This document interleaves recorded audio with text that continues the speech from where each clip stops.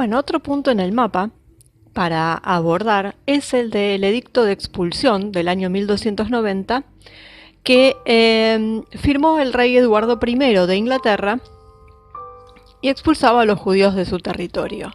Y esto viene en relación con los videos anteriores y nos va marcando el camino a seguir para seguir avanzando en este estado profundo y ver cómo se fueron dando las cosas. Bueno, para entender por qué el rey Eduardo actuó de esta manera, hay que retroceder un poco en la historia y bueno, ir al punto en donde estaba el tema de los préstamos de dinero. O sea, volvemos al tema, siempre es el tema del dinero, de los préstamos, de los bancos, demás. Y bueno, en donde por supuesto los cristianos no podían prestar dinero a interés. Eso estaba prohibido. En cambio, para los judíos no estaba prohibido, sino que además era algo que podían practicar, sobre todo con los cristianos. Entonces, fueron los que, digamos, como para ellos no atribuían un estigma, digamos, prestar dinero, entonces muchos judíos ofrecían ese servicio a los cristianos. Y dentro de la sociedad inglesa, que en ese momento era una sociedad inglesa normanda, hacia el año 1100 más o menos, los judíos eran una parte importante de la sociedad, como en el resto de Europa había un grupo bastante grande. Y bueno, como todos los nobles ingleses necesitaban dinero y a los únicos que se los podían pedir eran a ellos. Entonces se fueron endeudando, obviamente. Y Guillermo el Conquistador reconoció la importancia de los prestamistas para la sociedad normanda y entonces les ofreció una protección especial bajo la ley. Y entonces se declaró que los judíos eran súbditos directos del rey y no súbditos de un señor feudal local. Y esto tenía sus ventajas y sus desventajas, porque por un lado no tenían que rendirle pleitesía a ningún señor feudal, ni no tenían obligaciones con ninguno de ellos, ni pagar ninguna clase de impuestos como sucedía normalmente, pero también estaban supeditados a aquello que el rey, digamos, quisiera mandar sin pasar por el parlamento. Y entonces, por ejemplo, les podía cobrar impuestos de golpe, si bien no, al principio no se los cobraba, pero si él de pronto quería cobrarles impuestos, no necesitaba la aprobación previa del Parlamento. Y entonces, bueno, por supuesto el rey también, cuando necesitaba dinero, les pedía, y a veces se los pedía en carácter de préstamo, con interés, por supuesto, y otras veces imponía un impuesto especial. Eso depende del rey y depende de la situación. Y entonces, bueno, era un sistema que funcionaba, digamos, porque siempre que se le permitiera, digamos, a los judíos poder acumular dinero, era un sistema que iba funcionando. Se iba aceitando y funcionaba, pero en algún momento esto cambió. Y cambió por varios motivos que se dieron al mismo tiempo. Por un lado, bueno, ya estamos en la época del Cuarto Concilio de Letrán, en 1215, que entre otras medidas requería que los judíos y los musulmanes usaran ropa especial para que se los pudiera distinguir fácilmente de los cristianos. Y entonces era en función de algún tipo de ropa o de alguna insignia especial, que no era solamente para los judíos, sino para cualquiera que no fuera cristiano. Eso ya, por supuesto, que era incómodo, ¿no? Y entonces eso ya empezó a dar lugar, bueno, a diferentes cosas que, bueno, insisto, no era contra un solo pueblo o contra una sola religión, sino que era con todas. Entonces, bueno, teníamos los barrios especiales, que eran barrios para unos, barrios para otros, no necesariamente con uno, con todos los que fueran diferentes o no profesaran la fe católica. Y bueno, llega el año 1287 y Eduardo I transfiere todas las deudas que la gente tenía con estos prestamistas, las transfiere a su nombre, es decir, que lo que antes se le debía en dinero a un prestamista, a partir de ese momento se le debía directamente a él, al rey, a la corona. Y además también, bueno, se apoderó de las propiedades que tenían estos prestamistas. Esto fue en el año 1287 y en 1290 emite lo que se denominó el Edicto de Expulsión. Y entonces ese mismo día, que fue el 18 de julio de 1290, se enviaron escritos a los alguaciles de la mayoría de los condados, en los que se advertía que todos los judíos de sus condados tenían hasta el 1 de noviembre, el Día de Todos los Santos, para abandonar el reino. Aquellos que se quedaran después de esta fecha podían ser apresados y ejecutados.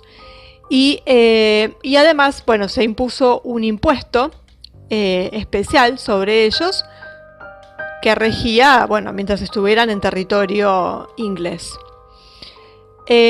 Bueno, los registros, por supuesto, son bastante inexactos para este periodo, pero parece que fueron 3.000 personas aquellas que fueron obligadas a abandonar Inglaterra.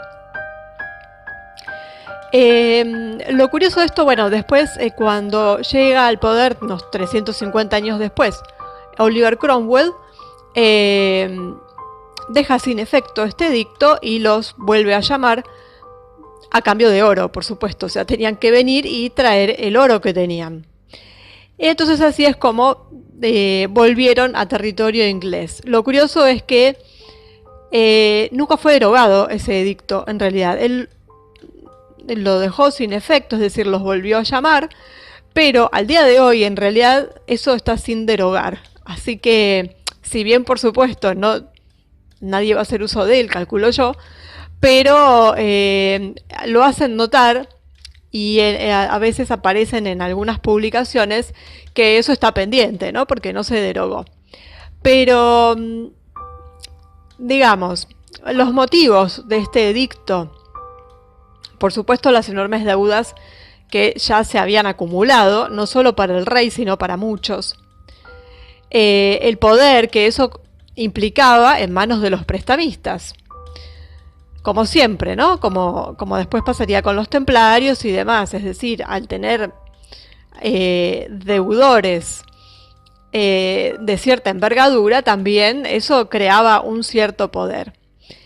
Por otro lado, la necesidad de sacarse de encima la deuda sin pagar, y se viene a agregar también algo que también pasó en España y que no se menciona mucho, pero que tiene que ver con ciertas prácticas y que fue, digamos, la gota que rebalsó el vaso y determinó la existencia de este edicto.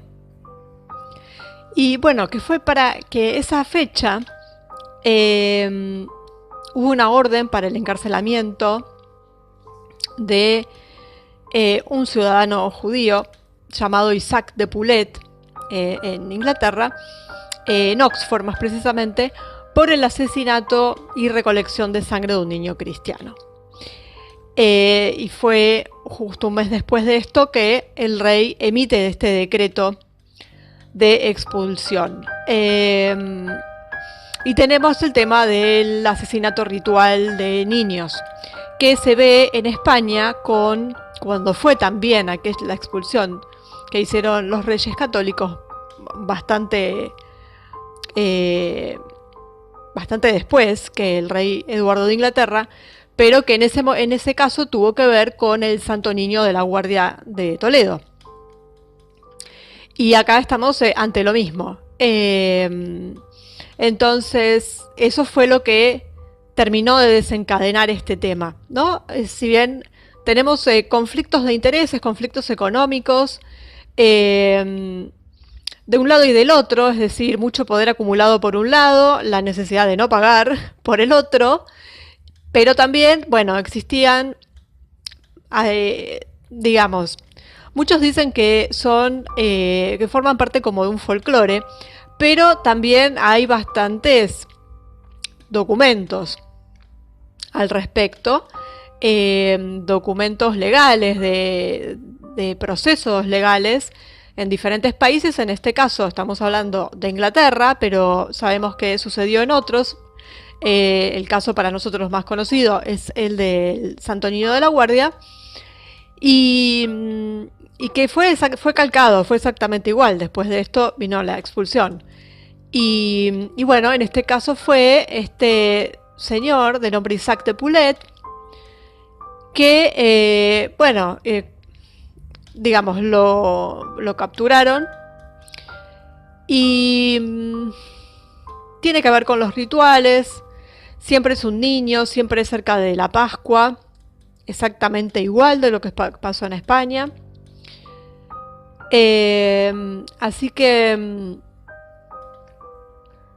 por ejemplo, tenemos que en Inglaterra hay más de 60 juicios celebrados por este tema, desde el año 1100 aproximadamente hasta 1800. Es decir, esos son a los que agarraron, ¿no? Pero bueno, esos están probados, hay 60 probados. Uno puede decir son pocos en tanta cantidad de años, pero bueno, son crímenes aberrantes. Esto no quiere decir, por supuesto, que sea una práctica habitual entre ellos, entre un grupo específico, sino que algunos que profesan cierta rama que tiene que ver con algunos otros videos que ya están subidos, es decir, que utilizan ciertos conocimientos que han obtenido, que hacen rituales de magia. Tiene que ver con la magia ritual. De eso hay en todas las religiones. Y no por eso todos vamos a caer en la misma bolsa, sino que era gente que estaba metida en esto de la magia ritual. Y se daba que justamente eran, bueno, en este caso pertenecían a esta religión, que como además estaba el tema del dinero, de los préstamos y demás, por supuesto que vaya uno a saber si esto no existiera y si por ahí hubieran hecho la vista gorda, hubieran mirado para otro lado o no. La cuestión es que se sumaron todas estas cosas, y eso fue el motivo por el cual se dictó este edicto de expulsión.